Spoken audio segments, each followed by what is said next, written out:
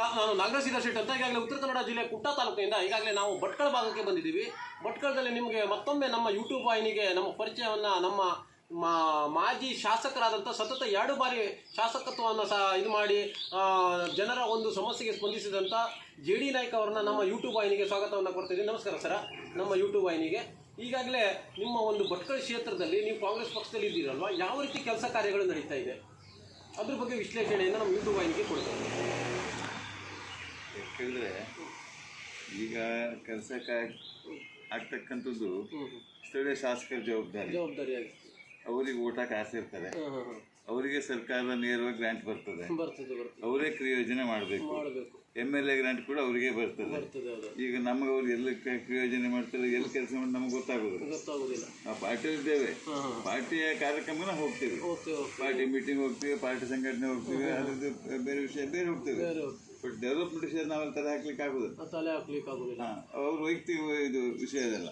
ಅಲ್ಲ, ನೀವು ಬೇಡಿಕೆಯನ್ನ ಇಡ್ಬೋದಲ್ಲ, ಯಾವ ರೀತಿ ಇಲ್ಲಿ ಕೆಲಸ ಕಾರ್ಯಗಳು ಆಗೋದಿಲ್ಲ. ಯಾಕಂದ್ರೆ ನೀವು ಕೂಡ ಕಾಂಗ್ರೆಸ್ ಮುಖಂಡರಾಗಿರೋದ್ರಿಂದ ನಿಮಗೂ ಕೂಡ ಪಕ್ಷದಲ್ಲಿ ಒಂದು ಏನು ಸ್ಥಾನಮಾನ ಇರ್ತದೆ, ಆದ್ರೂ ನಿಮ್ಗೊಂದು ಜವಾಬ್ದಾರಿ ಅನ್ನೋದು ಇರ್ತದೆ. ಆ ರೀತಿಯಲ್ಲಿ ಯಾವ ರೀತಿಯಾದಂಥ ಒತ್ತಡವನ್ನು ಹೇರುವಂಥ ಕೆಲಸವನ್ನೇ ಮಾಡ್ತಾ ಇದ್ದೀರಾ? ಅಲ್ಲಿ ಯಾವುದೋ ಅತಿ ಮುಖ್ಯ ಜನಪರವಾದ ಬೇಡಿಕೆ ಇದ್ರೆ ನಾವು ಅವ್ರಿಗೆ ಪತ್ರ ಬರೀಬಹುದು, ಸಂಬಂಧಪಟ್ಟ ಮಂತ್ರಿಗಳ ಪತ್ರ ಬರೀಬಹುದು, ನಾವು ಡಿಮಾಂಡ್ ಮಾಡಬಹುದು. ಜನಪರವಾದ ಕಾರ್ಯಕ್ರಮ ಇರಬೇಕು, ವೈಯಕ್ತಿಕ ಕಾರ್ಯಕ್ರಮ ಅಲ್ಲ. ಜನಪರ ಕಾರ್ಯಕ್ರಮ ಇದ್ರೆ ನಾವು ಅದರ ಬಗ್ಗೆ ಹೆಚ್ಚು ಮಹತ್ವ ಕೊಟ್ಟು ನಾವು ಪ್ರಯತ್ನ ಮಾಡಬಹುದು. ಈಗಾಗಲೇ ನಿಮ್ಮ ಕ್ಷೇತ್ರದಲ್ಲಿ ಪಂಚಭಾಗ್ಯ ಒಂದು ಯೋಜನೆಗಳು ನಡೀತಾ ಇದೆ, 5 ಭಾಗ್ಯಗಳು ನಿಮ್ಮ ಸರ್ಕಾರ ಕೊಡ್ತಿದೆ. ಅದು ಯಾವ ರೀತಿ ನಡೀತಾ ಇದೆ? ಚೆನ್ನಾಗಿ ನಡೀತಾ ಅನಿಸ್ತದೆ ನನಗೆ. ಅದರಿಂದ ಏನೋ ಜನರಿಗೆ ಯಾವ ರೀತಿ ಲಾಭ ಆಗ್ತದೆ? ಕಮಿಟಿಗಳು ಮಾಡಿದೆ, ಕಮಿಟಿ ರಚನೆ, ಗ್ಯಾರಂಟಿ ಕಮಿಟಿ ಇದೆ, ರಾಜ್ಯದಲ್ಲಿ ಕಮಿಟಿ ಇದೆ, ಜಿಲ್ಲೆಯಲ್ಲಿ ಕಮಿಟಿ ಇದೆ, ತಾಲೂಕು ಕಮಿಟಿ ಮಾಡಿದ್ದಾರೆ. ಸರ್ಕಾರ ಕೆಲವುದು ಮನ್ನಾಗಳು ಮಾಡಿದೆ. ಬಸ್ಸಲ್ಲಿ ಮಹಿಳೆಯರು ಓಡಾಡಿದ್ರೆ ಮನ್ನಾ ಆಗುತ್ತೆ, ಮತ್ತೆ ಕರೆಂಟ್ ಅದು ಮನ್ನಾ ಆಗುತ್ತೆ. ಅವರಿಗೆ ತಿಂಗಳಿಗೆ 200 ರೂಪಾಯಿ ಅವ್ರ ಅಕೌಂಟ್ ಜಮಾ ಆಗುತ್ತೆ. ಮತ್ತೊಂದು ಅಕ್ಕಿ ಕೊಡ್ತಕ್ಕಂಥದ್ದು ಅವೆಲ್ಲ ಸರ್ಕಾರ ಕಾರ್ಯಕ್ರಮ ನಡೀತಾ ಇದೆ. ಈಗಾಗಲೇ ನೀವು ಹಳೆಯ ರಾಜಕಾರಣಿ ಆಗಿರೋದ್ರಿಂದ ಕಾಂಗ್ರೆಸ್ ಪಕ್ಷದಲ್ಲಿ ಸಕ್ರಿಯವಾಗಿ ತೊಡಸ್ಕೊಂಡಿದ್ದೀರಿ.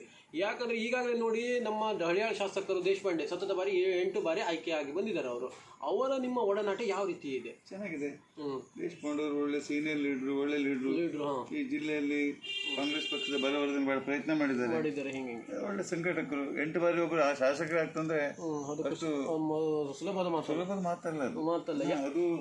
ಅಲ್ಲಿ ಅವರು ಜಾತಿ ಜನಾಂಗರು ಕೂಡ ಇಲ್ಲ. 500 ಓಟ್ ಇರ್ಬೋದು. ಎಲ್ಲ ಬೇರೆ ಜಾತಿಯವರು ಇದ್ದಾರೆ, ಹಿಂದೂಗಳಿದ್ದಾರೆ, ಮುಸ್ಲಿಂ ಇದ್ದಾರೆ, ಅವರು ಹಾಲು ಮಾಡ್ತಾರ ಅವರಿದ್ದಾರೆ, ಗೌಡ್ರು ಇದ್ದಾರೆ, ಬೇರೆ ಬೇರೆ ಸಮಾಜ ಜಾತಿಯವರು ಇದ್ದಾರೆ. ಅವರೆಲ್ಲ ಪ್ರೀತಿ ವಿಶ್ವಾಸ ಗಳಿಸ್ಕೊಂಡು 8 ಬಾರಿ ಶಾಸಕರಾದಂದ್ರೆ ಇದು ಬಹಳ. ಅವರ ಮಂತ್ರಿ ಪದವಿಯಲ್ಲಿ ಭಟ್ಕಳ ಕ್ಷೇತ್ರಕ್ಕೆ ಅವರ ಕೊಡುಗೆ ಏನಾದ್ರು ಯಾವ ರೀತಿ ಕೆಲಸ ಕಾರ್ಯಗಳನ್ನ ಮಾಡಿದ್ದಾರೆ? ಇನ್ನೆಲ್ಲ ನಾವೆಲ್ಲ ಶಾಸಕರಾಗಿದ್ದಾಗ ನಮ್ಗೆ ಕೆಲಸ ಕೇಳ್ತಿದ್ರು ಅವರು.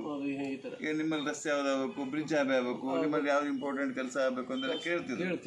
ಕೇಳಿದಾಗ ನಾವು ಅವ್ರಿಗೆ ಪಟ್ಟಿ ಕೊಡ್ತಾ ಇದ್ವಿ. ನಮ್ಮ ಪಟ್ಟಿ ಮೇಲೆ ಆದ್ಯತೆ ಬಂದು ಅವರು ಮಂಜೂರು ಮಾಡ್ತಾರೆ. ಆದ್ರೆ ಹೇಳ್ಕೊಳ್ಳೋದು ಇಲ್ಲಿ ಯಾವ್ಯಾವ ಕೆಲಸ ಕಾರ್ಯಗಳು ನಿಮ್ಮ ಕಾಲಾವಧಿಯಲ್ಲಿ ಆಗಿದೆ ಅಂತ ಹೇಳುವಂತ ಕೆಲಸ ಕಾರ್ಯಗಳು ಯಾವ ರೀತಿ ಆಗಿದೆ? ಇಲ್ಲಿ ಸಬ್ ರಿಜಿಸ್ಟರ್ ಆಫೀಸ್, ಇಲ್ಲಿ ಬಹಳ ಬೇಡಿಕೆಯಿಂದ ಸಬ್ ರಿಜಿಸ್ಟರ್ ಆಫೀಸ್ ಆಗಿರ್ಲಿಲ್ಲ. ಅವರು ಬಹಳ ಪ್ರಯತ್ನ ಮಾಡಿ ಸಬ್ ರಿಜಿಸ್ಟರ್ ಆಫೀಸ್ ಮಾಡಿದ್ವಿ. ಹೌದು, ಮತ್ತು ಅನೇಕ ಕಾರ್ಯಕ್ರಮ. ಆದ್ರೂ ಅವ್ರ ಕೊಡುಗೆ ಈಗಾಗಲೇ ನಿಮ್ಮ ಕ್ಷೇತ್ರ ಅಂದ್ರೆ ಹೊನ್ನಾವರನ್ನು ಕೂಡ ಅರ್ಧ ಭಾಗ ಬರ್ತದೆ. ಹೌದಾ? ಹೊನ್ನಾವರದಲ್ಲಿ ಯಾವ ರೀತಿ ಕೆಲಸ ಕಾರ್ಯಗಳನ್ನು ಮಾಡಿದೆ? ಜನಪದ ರಸ್ತೆ ಮಾಡಿದ್ದೇವೆ, ಬ್ರಿಡ್ಜ್ಗಳನ್ನು ಕಟ್ಸಿದ್ದೇವೆ, ಮಾಗೋ ಬ್ರಿಡ್ಜ್ ಇರ್ಬೋದು, ಅನೇಕ ಬ್ರಿಡ್ಜ್ಗಳನ್ನು ಕಟ್ಸಿದ್ದೇವೆ, ಅನೇಕ ರಸ್ತೆಗಳು ಮಾಡಿದ್ದೇವೆ, ಎಲ್ಲಿ ಕುಡಿಯೋಕ್ಕೆ ವೈಯಕ್ತಿಕ ಬಾವಿಗಳನ್ನು ಕೊಟ್ಟಿದ್ದೇವೆ, ಅನೇಕ ಕಾರ್ಯಕ್ರಮಗಳನ್ನು ಮಾಡಿದ್ದೇವೆ. ನಾವು ಏನಿದ್ರು ಸರ್ಕಾರದಿಂದ ಎಷ್ಟು ಗ್ರಾಂಟ್ ಬರ್ತವೆ ಆ ಗ್ರಾಂಟ್ ಆದಾಗ ಪ್ರಯೋಜನ ಮಾಡಬೇಕು. ಮತ್ತಿಲ್ಲ ಅಂದ್ರೆ ಶಾಸಕರ ನಿಧಿ ಅಂತ ಇರ್ತದೆ. ಶಾಸಕ ನಿಧಿವರೆಗೆ ಯಾರು ವೈಯಕ್ತಿಕವಾಗಿ ಆಯಾ ಇದ್ರ ಬಗ್ಗೆ ಮಾಡ್ಲಿಕ್ಕೆ ಅನುಕೂಲ ಆಗುತ್ತೆ. ಈಗಾಗಲೇ ನೀವು ಹಳೆಯ ಶಾಸಕರಾಗಿರೋದ್ರಿಂದ ಈಗಾಗಲೇ ನೋಡಿ ಪ್ರಿಯಾಂಕಾ ಖರ್ಗೆ ಅವರು RSS ಬಗ್ಗೆ ಕೆಲವೊಂದು ಭಿನ್ನಮತ ಕೇಳಿ ಬರ್ತಾ ಇದೆ. ಅದ್ರ ಬಗ್ಗೆ ತಾವು ಯಾವ ರೀತಿ ಅಭಿಪ್ರಾಯವನ್ನ, ಪ್ರತಿಕ್ರಿಯೆಯನ್ನು ವ್ಯಕ್ತಪಡಿಸ್ತೀರಿ? ಹೇಳೋದು RSS ಇರಲಿ, BJP ಇರಲಿ, ಕಾಂಗ್ರೆಸ್ ಇರಲಿ, JDS ಇರಲಿ, ಅವರೆಲ್ಲ ವೈಯಕ್ತಿಕ ಅಜೆಂಡಾ ಇರ್ತಾವೆ. ವೈಯಕ್ತಿಕ ಅಜೆಂಡಾ ಅದ್ರ ನೋಂದಣಿ ಇಲ್ಲ ಅಂತ ಇದು ಮಾಡ್ತಾ ಇದಾರಲ್ಲ ಅವ್ರು ಹೇಳ್ತಾ ಇದ್ದಾರೆ. ನನ್ನ ಪ್ರಕಾರ ಯಾವುದಾದ್ರು ಸಂಘ ಸಂಸ್ಥೆ ಇದ್ರೆ ಇದು ನೋಂದಣಿ ಕಾಯ್ದೆ ಅಥವಾ ಮತ್ತೆ ಬೇರೆ ಬೇರೆ ಕಾಯ್ದೆ ನೋಂದಣಿ ಆಗ್ಲಿಕ್ಕೆ ಅವಕಾಶ ಇದೆ. ನೋಂದಣಿ ಮಾಡ್ಕೊಳ್ಬೇಕು. ಅವ್ರು ಮಾಡ್ಕೊಡೋದು ಅಂದ್ರೆ ಏನ್ ಮಾಡ್ಲಿಕ್ಕೆ ಅವ್ರು ಮಾಡ್ಕೊಂಡಿಲ್ಲ. ಯಾವ ಉದ್ದೇಶ ಮಾಡ್ಕೊಂಡು ಅವ್ರಿಗೆ ಗೊತ್ತು, ನಮ್ಗೆ ಗೊತ್ತಿರೋದಿಲ್ಲ. ಉದ್ದೇಶ ಮಾಡ್ಕೊಂಡು ಒಳ್ಳೇದು. ಕಾನೂನಲ್ಲಿ ಕಾನೂನು ಮಾನ್ಯತೆ ಬೇಕು ಅಂದ್ರೆ ನೋಂದಣಿ ಮಾಡ್ಕೊಂಡು ನೋಂದಣಿ ಮಾಡ್ಕೊಳ್ಬೇಕು. ಅದಕ್ಕೆ ಕಾನೂನು ಮಾನ್ಯತೆ ಜಾಸ್ತಿ ಜಾಸ್ತಿ ಜಾಸ್ತಿ ಮಾಡ್ಕೊಂಡೇ ಇಲ್ಲ. ಮಾಡ್ಕೊಂಡೇ ಇಲ್ಲ. ಅವ್ರು ಯಾವ ದೇಶ ಮಾಡ್ಕೊಂಡಿಲ್ಲ ನಂಗೆ ಕಷ್ಟ ಆಗ್ತದೆ. ಮತ್ತೆ ಏನಂತ ಕೇಳಿದ್ರೆ ಈಗ ನೀಟ್ ಪ್ರಶ್ನೆ ಪತ್ರಿಕೆ ಸೋರಿಕೆ ಆಗಿದೆ. ಅದ್ರ ಬಗ್ಗೆ ನಿಮ್ಮ ರಾಜ್ಯ ರಾಷ್ಟ್ರ ನಾಯಕರೆಲ್ಲ ಹೋರಾಟ ಮಾಡ್ತಾ ಇದ್ದಾರೆ. ಅದ್ರ ಬಗ್ಗೆ ತಾವು ಯಾವ ರೀತಿ ಪ್ರತಿಕ್ರಿಯೆಯನ್ನ ವ್ಯಕ್ತಪಡಿಸ್ತಾ ಇದ್ದೀರಿ? ಏನಾಗುತ್ತೆ, ಈ ಪ್ರಶ್ನೆ ಪತ್ರಿಕೆ ಸೋರಿಕೆ ಅದು ಬಹಳ ಕೆಟ್ಟ ಸಂಗತಿ. ಪಾಪ ಮಕ್ಕಳು ಹಗಲು ರಾತ್ರಿ ಡೇ ಅಂಡ್ ನೈಟು ಓದ್ತಾರೆ. ಅದರಲ್ಲಿ ಬಡವರು ಶ್ರೀಮಂತರು ಯಾರು ಇಲ್ಲ, ಎಲ್ಲ ಸಮಾಜ ಎಲ್ಲ ಜಾತಿ ಎಲ್ಲರೂ ಒಂದೇ.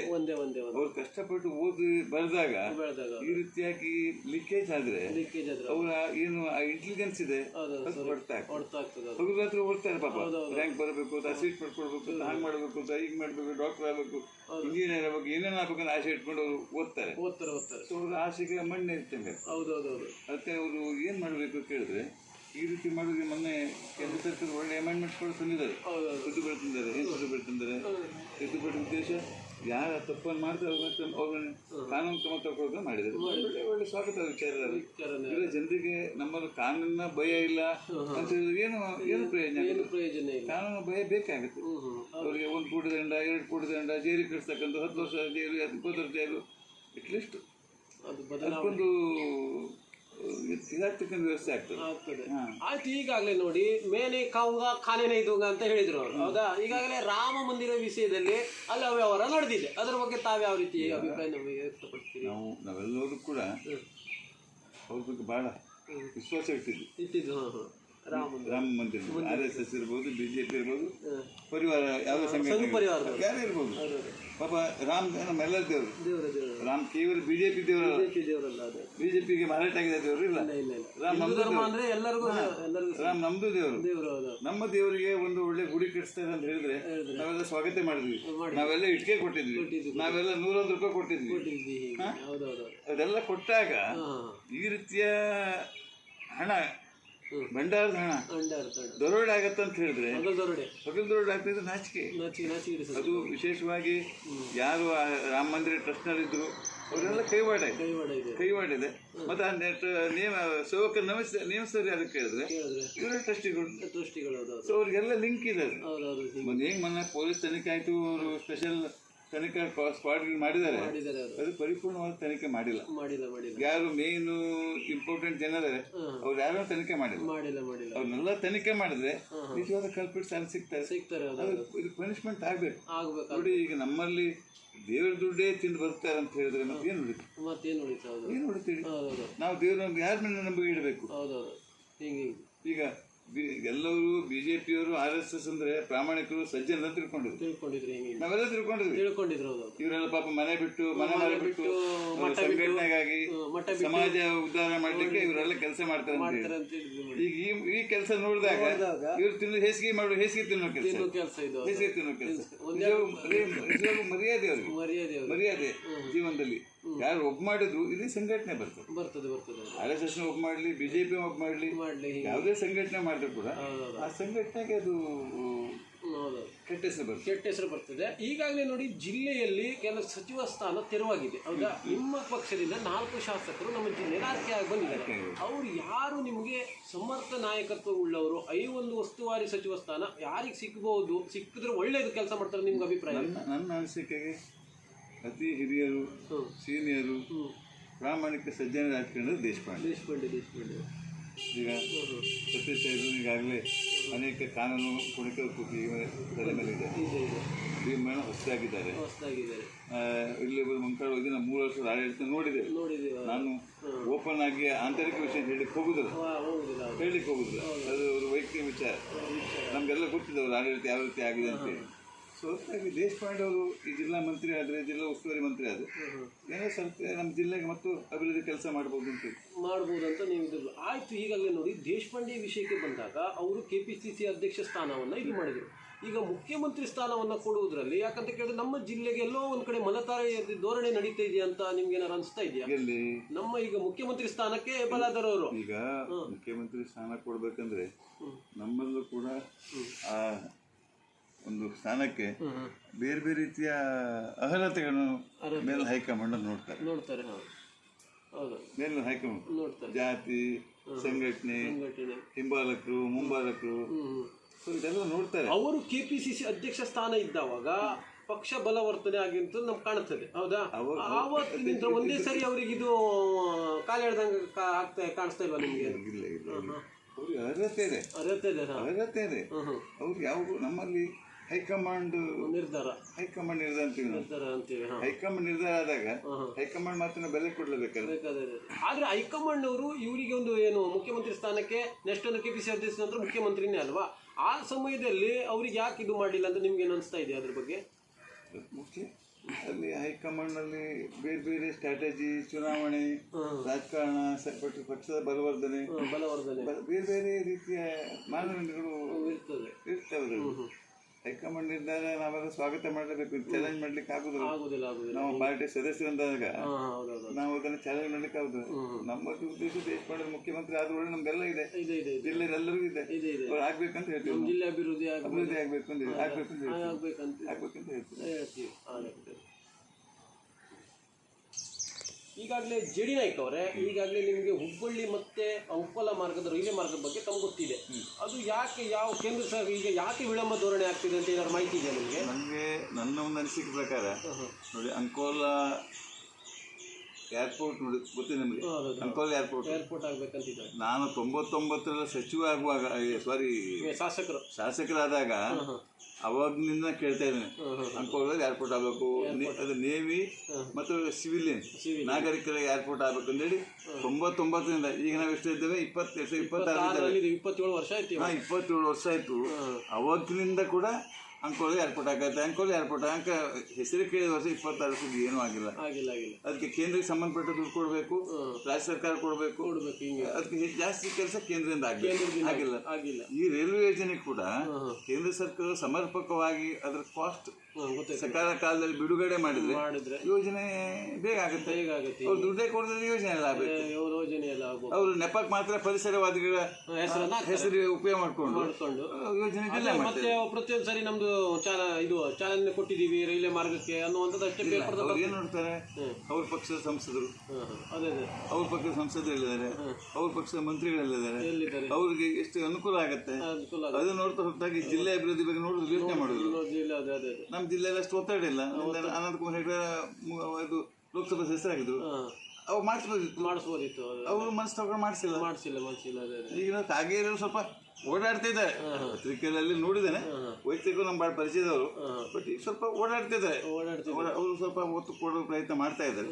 ಅದು ಅಂಕೋಲ ಹುಬ್ಬಳ್ಳಿನೂ ಆಗಬೇಕು. ಇದು ನಮ್ಮ ತಾಳಗುಪ್ಪ ಮತ್ತೆ ಹೊನ್ನಾವರ ಬಾಳೆ ಅವ್ರ ಯೋಜನೆಗಳಿದ್ದಾವೆ. ಅದಾದ್ರೆ ನಮ್ಮ ಬಗ್ಗೆ ಜನರಿಗೆ ಅನುಕೂಲ ಆಗಿದೆ. ನಮ್ಮ ಜನರು ಓಡಾಡ್ಲಿಕ್ಕೆ ಆಗುತ್ತೆ, ವ್ಯವಹಾರಕ್ಕೆ ಆಗ್ತದೆ, ವ್ಯಾಪಾರಕ್ಕೆ ಆಗ್ತದೆ, ವ್ಯಾಪಾರ ಅಭಿವೃದ್ಧಿ ಆಗ್ತದೆ, ಜಿಲ್ಲೆ ಬೆಳೀತದೆ, ಸಂಪರ್ಕ ಜಾಸ್ತಿ ಆಗ್ಬೇಕು. ಈಗಾಗಲೇ ನೋಡಿ, ಒಂದು ಮತಪಟ್ಟಿ ಪರಿಷ್ಕರಣೆ ವಿಷಯಕ್ಕೆ ಬಂದಾಗ SIR ಅನ್ನುವಂಥ ಒಂದು ಕೇಂದ್ರ ಸರ್ಕಾರ ಸ್ಪೆಷಲ್ ಇನ್ವೆಸ್ಟಿಗೇಷನ್ ಮಾಡಿದೆ. ಅದ್ರ ಬಗ್ಗೆ ತಾವು ಯಾವ ರೀತಿ ಅಭಿಪ್ರಾಯನ ವ್ಯಕ್ತಪಡಿಸ್ತೀರಿ? ಅದರಲ್ಲಿ ಚುನಾವಣಾ ಆಯೋಗದವರು ಮಾಡಿದ್ದಾರೆ. ಅದ್ರ ಬಗ್ಗೆ ಬಹಳಷ್ಟು ವಿರೋಧಗಳಿವೆ. ವಿರೋಧ ಜಾಸ್ತಿ ಇದೆ. ನೀವು ಯಾವುದೇ ರಾಜ್ಯಕ್ಕೆ ತಗೊಳ್ಳಿ, SIR ಆದಲ್ಲಿ ಯಾವ ರಾಜ್ಯದಲ್ಲೂ 100% ಸಕ್ಸಸ್ ಅಂದ್ರೆ ಅವರು ಮತದಾರರ ಯಾರೇ ಪರಿಪೂರ್ಣವಾಗಿ ಆಗಿಲ್ಲ. ಒಳ್ಳೊಳ್ಳೆ ಹೆಸರು ಬಿಟ್ಟು ಹೋಗ್ತಾ ಇದೆ. ನೀವು 2002ರಲ್ಲಿ ಅಲ್ಲಿ ಓಟ್ ಹಾಕಿದ್ರ, ನಿಮ್ಮ ತಂದೆ ತಾಯಿ ಹೆಸರೇನು, ಅದೇ ಹೆಸರೇನು, ಅವರೇ ಕಾರ್ಡ್ ಕೊಟ್ಟಿದ್ದಾರೆ, ಮತದಾರ ಕಾರ್ಡ್ ಕೊಟ್ಟಿದ್ದಾರೆ. ಸುಳ್ಳು ಹೇಳಲಿಕ್ಕೆ ಆಗ್ತದೆ. ಚುನಾವಣೆ ಆಗಿದ್ರು ಕೊಟ್ಟಿದ್ದವರು. ಈಗ ನಾನೇ ನನ್ನ ಮನೆಯಲ್ಲಿದೆ, ನನ್ನ ಹೆಂಡತಿ, ನಂಗೆ ಮಗಳದ್ದು 4 ಜನ ಕೊಟ್ಟಿದೆ. ಈಗ ನಾವು ಫಾರ್ಮ್ ಅಲ್ಲಿ ತುಂಬಿಕೊಟ್ಟಿದ್ದೇವೆ. ನಾಳೆ ನಮ್ದೇ ಹೆಸರು ಬಿಟ್ಟು ಹಾಕಿ ನಾವೇನಂತ ಹೇಳ್ಬೋದು? ಮತ್ತೆ ನೀವು ತಾಯರ್ ಕರ್ಕೊಂಡ್ ಎಲ್ಲಿ ಹುಟ್ಟಿದ್ದು? ನಾವು ಸಿಟಿಜನ್ ಆಫ್ ಇಂಡಿಯಾ ಸಿಟಿಜನ್ ಆದ್ರೆ ಅದು ಹುಟ್ಟುದಲ್ಲಿ, ಬೆಳೆದಲ್ಲಿ, ಓದೋದಲ್ಲಿ, ಎಜುಕೇಶನ್ ಮಾಡೋದಲ್ಲಿ ನಮ್ಮ ಅಪ್ಪಲ್ಲಿ ಆಮೇಲೆ ಕೇಳೋ ಅವಶ್ಯಕತೆ ಇದೆ. ಅವರು ನಮ್ಮ ದೇಶ ನಾಗರಿಕರಲ್ಲ, ಭಾರತ ಪ್ರಜೆಗಳಲ್ಲ. ಪ್ರಜೆಗಳಾದ್ಮೇಲೆ ಅವ್ರ ನಾಗರಿಕತೆಯನ್ನು ನೀವು ಪ್ರಶ್ನೆ ಮಾಡಿದಂಗೆ ಚುನಾವಣೆ ಆಗಿದ್ದು ಇಷ್ಟು ದಿನ ಹಾಕದ್ದೇ ಸುಳ್ಳು, ಓಟ್ ಹಾಕ ಸುಳ್ಳು. ನೀವು ಭಾರತ ಪ್ರಜೆಗಳಾದ ಅದಕ್ಕೆ ಮಾಡಿದ್ದೇ ಸುಳ್ಳು. ಆ ಒಟ್ಟಿಂದ ಭಾರತ ಪ್ರಜೆಗಳನ್ನ ಇದ್ದೇ ಆಯ್ತು. ಅದೇ ಅದೇ ಅದೇ ಈಗ ನೀವು ಏನು ಬಾಂಗ್ಲಾದೇಶರು ಅಂತೀರಿ, ಬೇರೆ ಯಾರ್ಯಾವ ಹೆಸರು ಹೇಳ್ತೀರಿ, ತನಿಖೆ ಮಾಡಿ ಅದು ತನಿಖೆ ಮಾಡಿ.